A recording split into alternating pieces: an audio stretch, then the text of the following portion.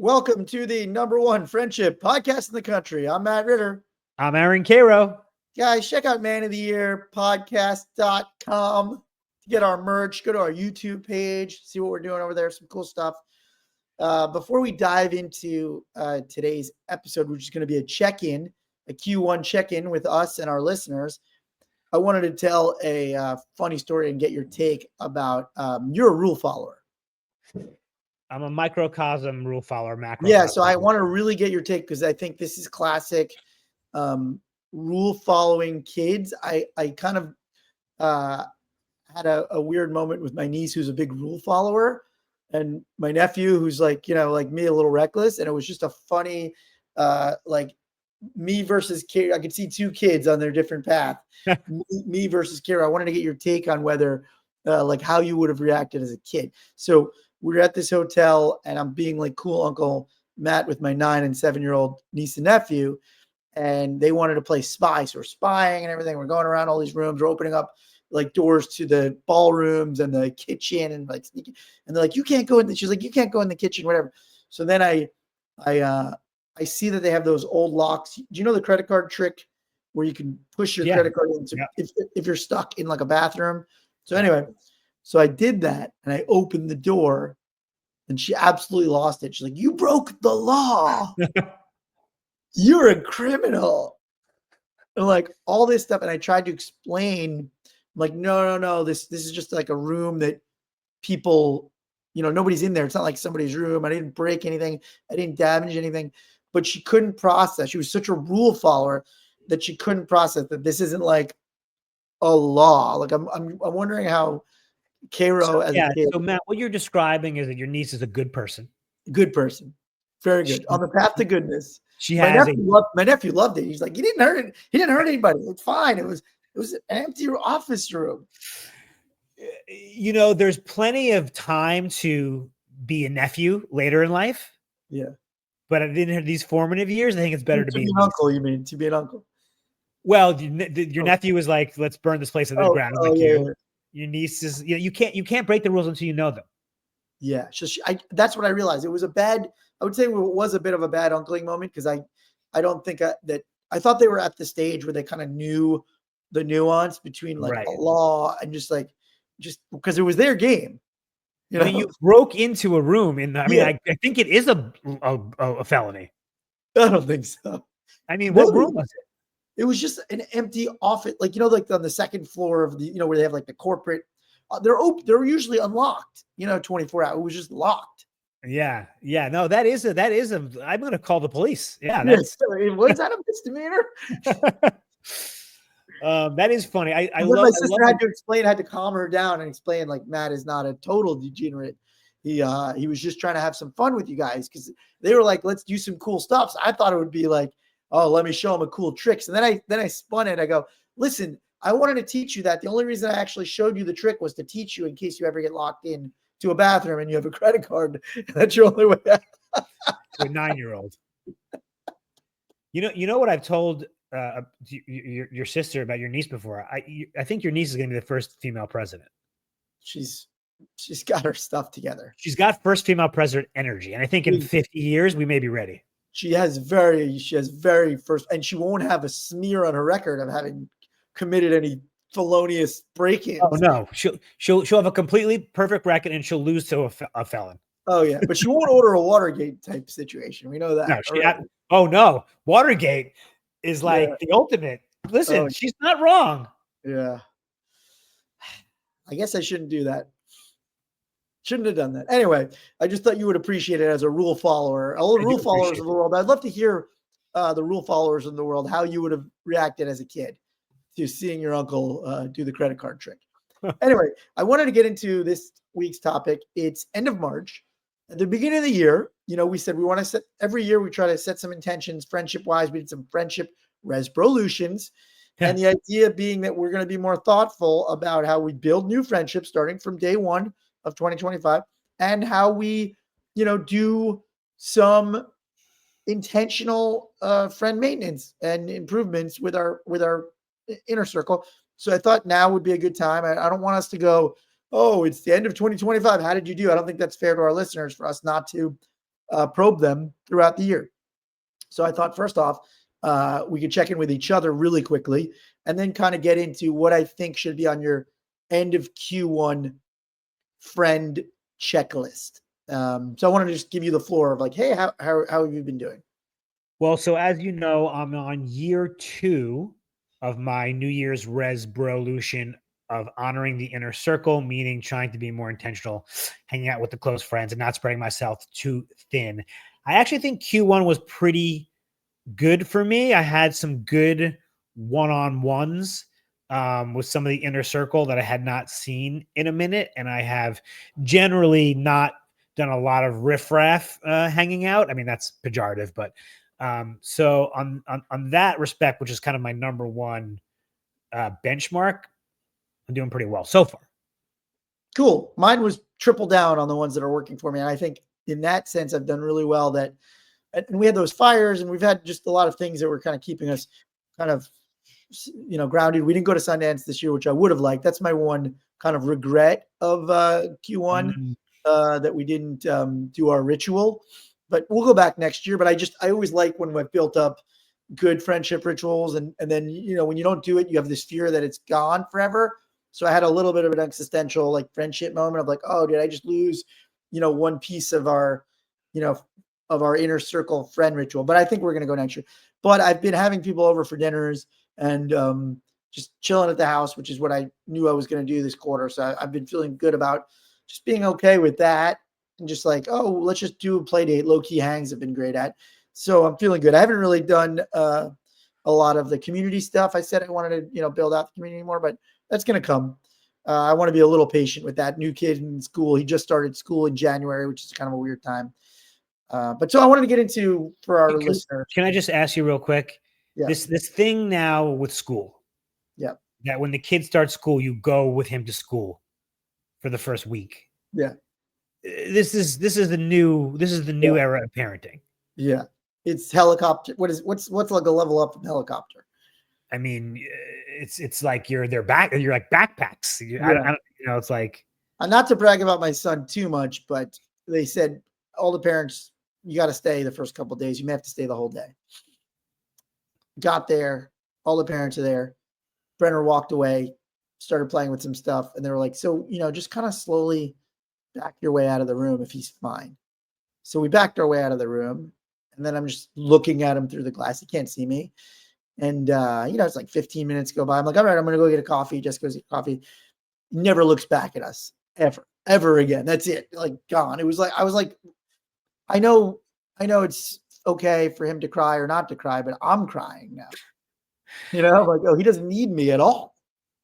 So what did we do? We have to. I don't even think we went to school with them. We just we just got dropped off. Although weirdly, you may think this is out of character for me.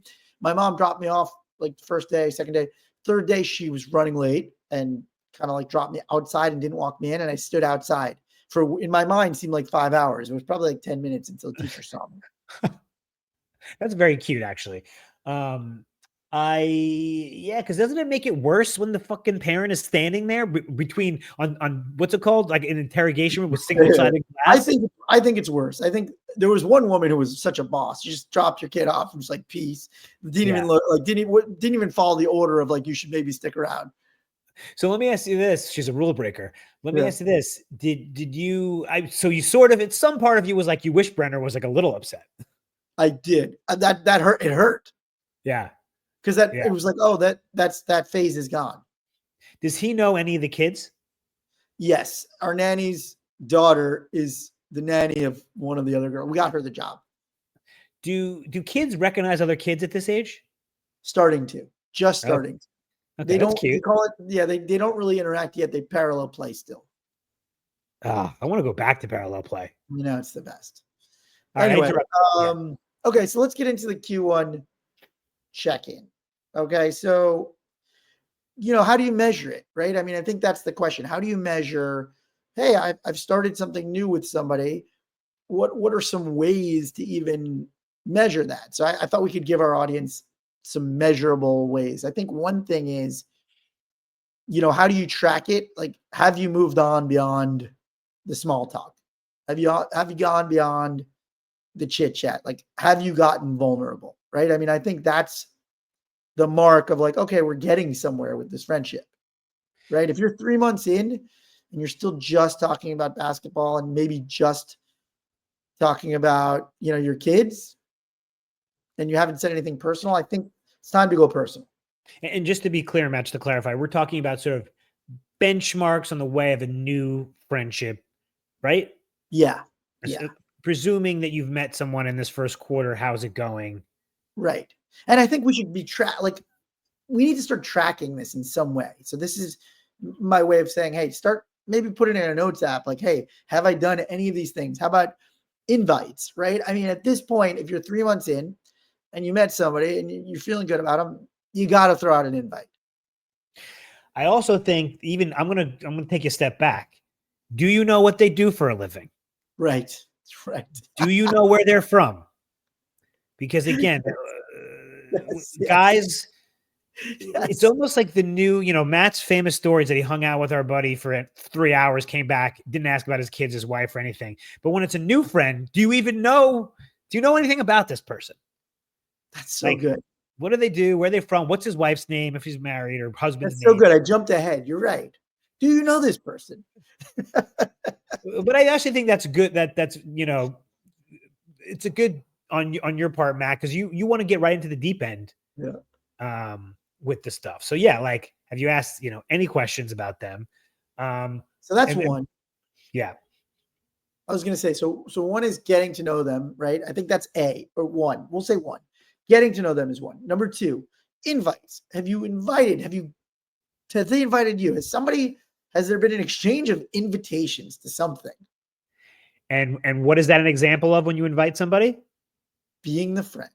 Be the friend, right? Like, you're not sitting there waiting for Joe to invite you to a barbecue. You're going to invite him to a barbecue. So that's two. Number three, acts of friendship.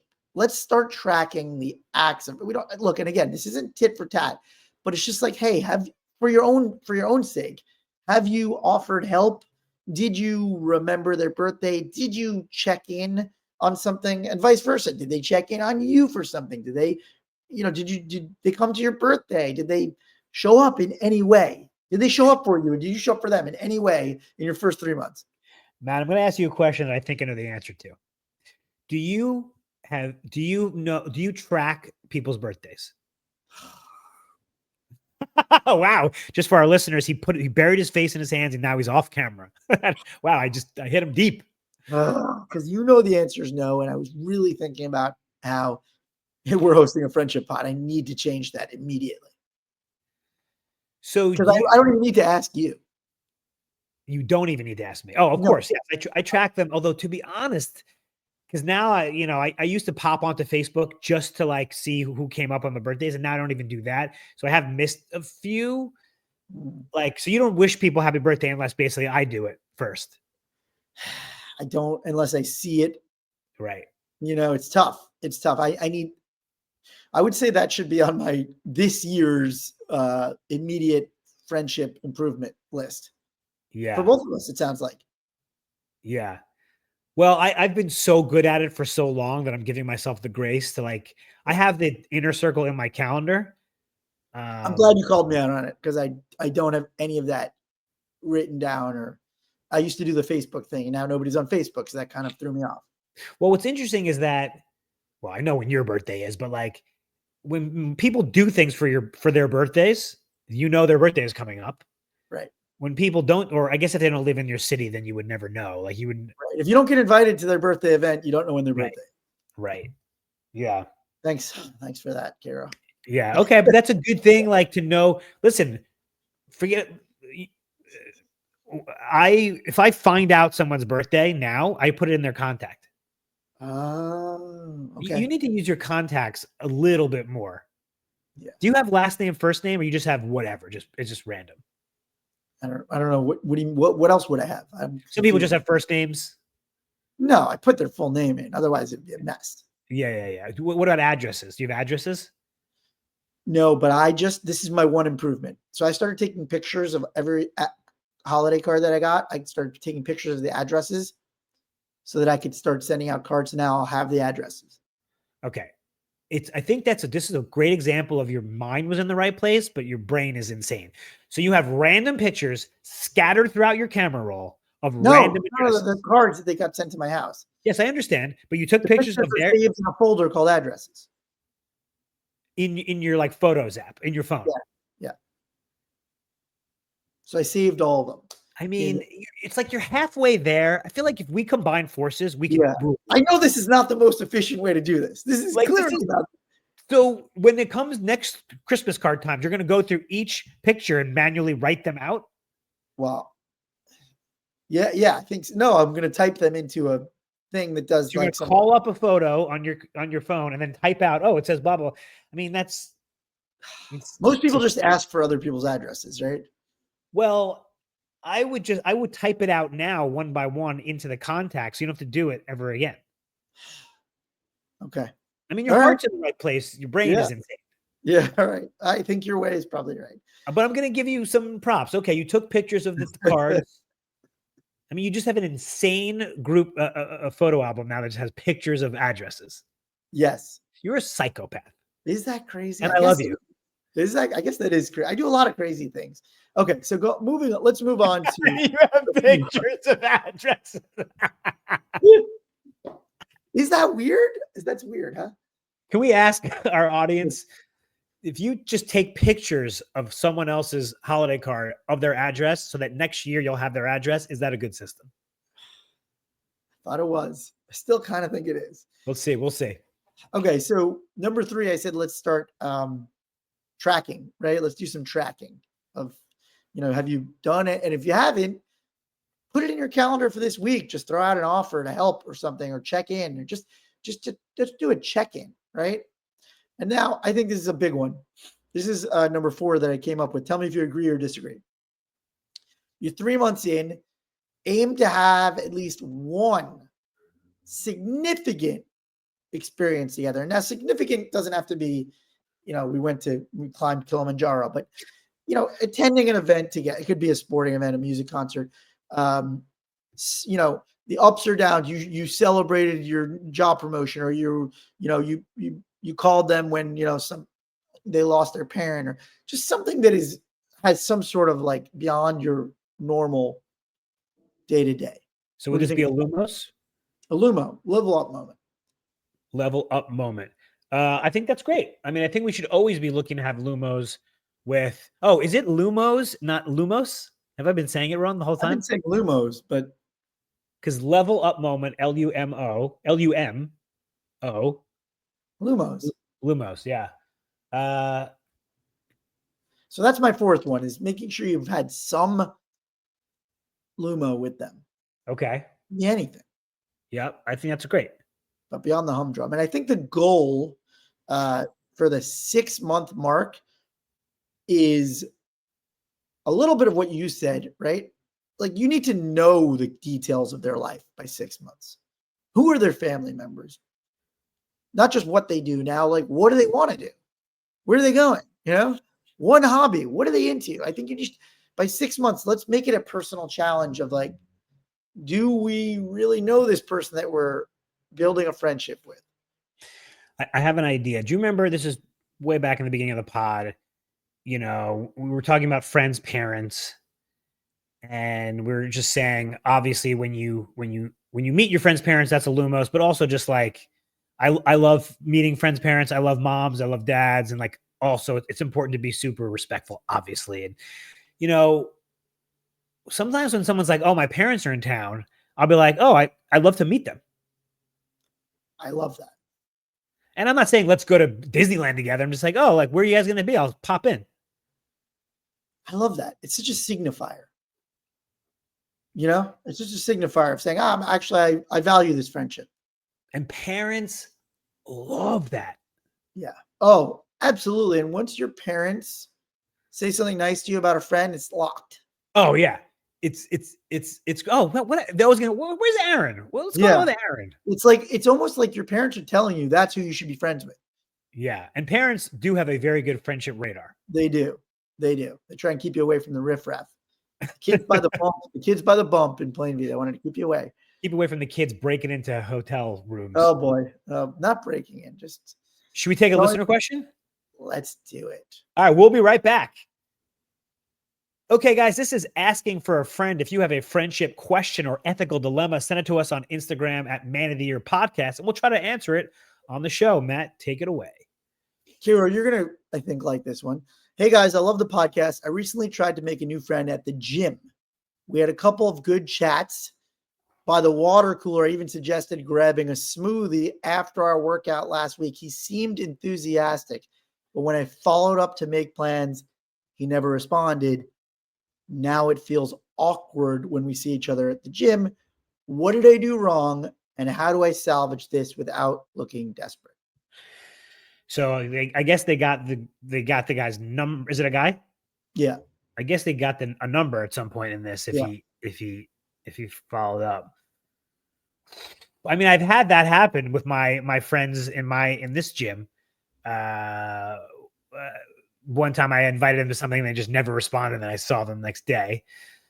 Can we stop right there and acknowledge how often this happens? This is not like, you're not weird, man.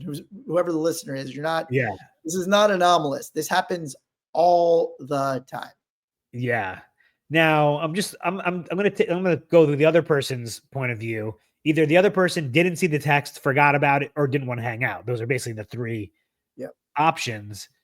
You know, I'd like a little, oh my God, sorry, I didn't respond to you, blah, blah. You know, I think you would probably agree, Matt, in this situation, you just pretend like it never happened. Yeah, I think you only have two options, right? Number one is just move on. Nobody's thinking. Again, we have this idea that people are always thinking about us. Oh, somebody's judging me. They don't care. This guy's just doing his workout. He forgot about you. Yeah. He's moved on. You should too. That's my number one. Yeah. Number two is you could always make a second attempt if you want. You know, I did this. I think I told you this story. I met a guy in the park that I thought, oh, this guy had dad friend potential. And I got his number and I said, let's get together. And he said yes. And then never responded to my text. And then I had already been like, all right, I'm writing this guy off. Yeah. And then 3 months later, I see him and he's like, oh, I'm so sorry, blah, blah, blah. We got to get together. Like, I really want to hang out, blah, blah. So I texted him, like, let's get coffee. And he never responded. I'm like, okay. Yeah. We're done. I think we're done here. We're done here. And I see him all the time now. You know what I do? I just give him a nod. I have no qualms about, I don't feel awkward. I'm not like anything because I don't really care. What's your interpretation of what happened? I think he was thinking like, maybe I do have time in life for a new friend. And I think he probably was just like, I already have my friend life. He's not open to a new friend right now. I don't think it was anything to do with me at all. Because he doesn't know me one way or the other. Oh, no, I never thought it had anything to do with you. It's either he was being nice, he overbooked. Yeah, I think he's overbooked in life. I think a lot of times people think they have room for a new friend in life. And then they like their actual situation doesn't really accommodate an entire new friendship. Well, one thing I don't know we've talked about. Let's say you're the recipient of this. You're the other guy at the gym, you're the guy at the park, and someone's like, hey, yeah, we should get together sometime. Like, what are you supposed to say if you don't want to? Well, of course you say yes to be polite. Right. When I had this happen at a party at a friend's house, again, like another new dad, like trying to make, right now I'm maxed, you know, like I'm maxed out. No, I didn't say that, but I'm just saying like, so of course I was like, yeah, sure. You know, totally. Right. Because that's the polite thing to do. You're not insane. Who goes, you know, actually, I think right now my social calendar is totally full, but it was great to meet you and I wish you the best. Nobody's going to say that. Like, that's not bad, Matthew. Not bad, but nobody's going to say that. Listen, I would, in some, you know, universe where everybody says and does the honest thing, then maybe that would work. We don't live in that world. We live in reality. In reality, this guy, you know, I don't think he doesn't like you. I just think he's good. He's not looking for a new friend. Yeah. I mean, you also have to like read the social cues a little bit, you know, like when you talk to this is any situation, was the guy actually excited? Was he reciprocating? Yeah. He may have just been being polite at the gym. Yeah, but I mean, you got numbers. Yep. Yep. So yeah, that's an interesting thing, Matt, in that you met this. I remember you told me the story of this guy. You were in the park with your son, and he was in the Yeah. park with his Yes. kid. So at least you know he's a neighborhood person with a kid. Yes. In the gym, this person could be anybody. Totally. And he worked in the biz. That was part of it. I was like, oh, okay. Oh, okay, great. By the way, it's even more ridiculous that I mean, we just get ghosted all the time on this. Right. It's not ridiculous because that's just how people interact sometimes. But I think, I tend to agree with Carol, like, just let it go. Because I'm always an advocate of, like, you give it another shot. Maybe he just didn't see the text, whatever, forgot about it. But then if you're already feeling awkward now, you're going to be feeling way more awkward if this guy doesn't respond the second time. Now you're going to have to switch gyms. I have an idea. So I think you're totally right. You just ignore it, go on with your day, be nice, fist pump. What you could do is follow up, but not with an invite. Just something like, oh, you see this new workout thing? So then he's gonna he could be like, oh my God, I totally forgot to respond to this. Don't make it about the hangout. Just make it. Oh, that's good. That's good. Else. I like that. If you are going to respond, but I think you and I are both aligned. Like, you're going to have to just let this one go. Yeah. But you know what? I do, again, let's give some props to the question asker.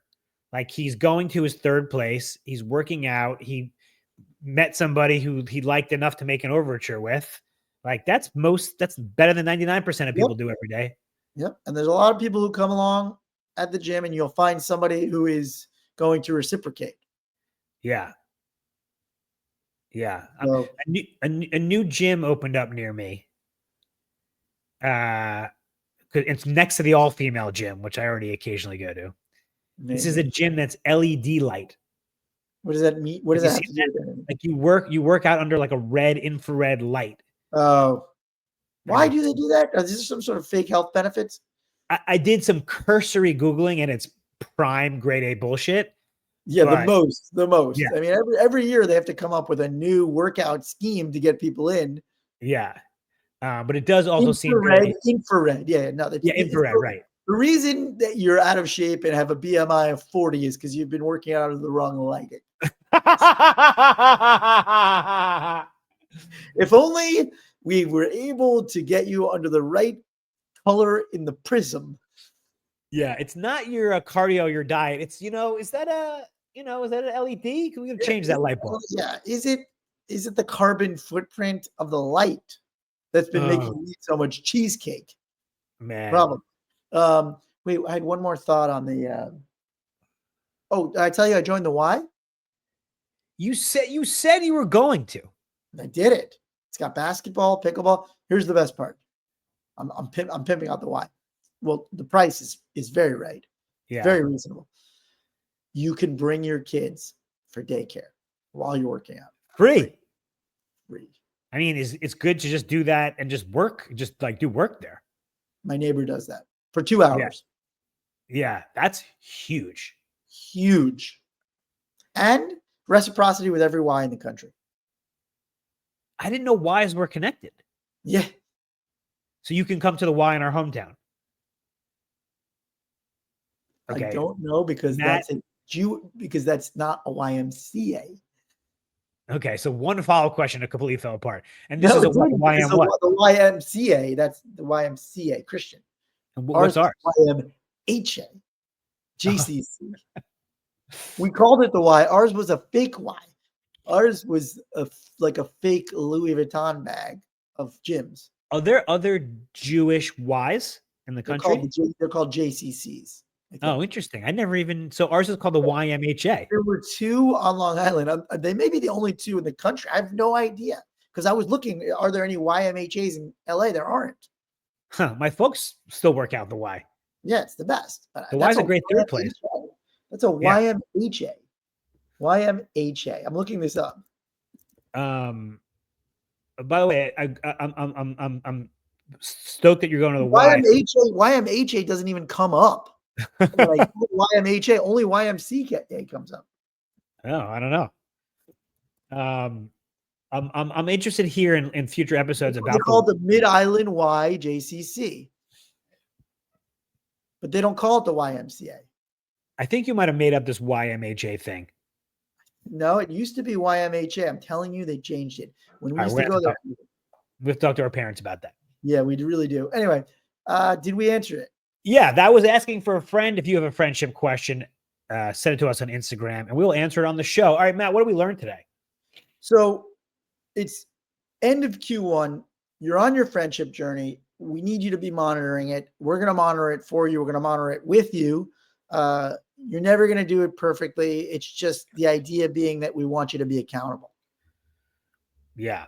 Yeah. And I think the overarching thing, what I like about this, Matt, is just being a little bit more intentional with your friendship. That's all we're encouraging our guys to do. Like, you're probably not thinking about your friends at all, your friendship at all. Let's take 2 minutes out of your day and be like, am I doing what I need to do here to water this? Right. And we're just giving you some objective benchmarks because social health feels so amorphous. I love it. All right. And guys, let us know how your Q1 checkups go. And let's try to do this again in 3 months or 6 months, Matt. And that's all we got. Guys, thank you so much for listening. Always remember, be good to yourself, be good to your friends. Love you, buddy. Love you.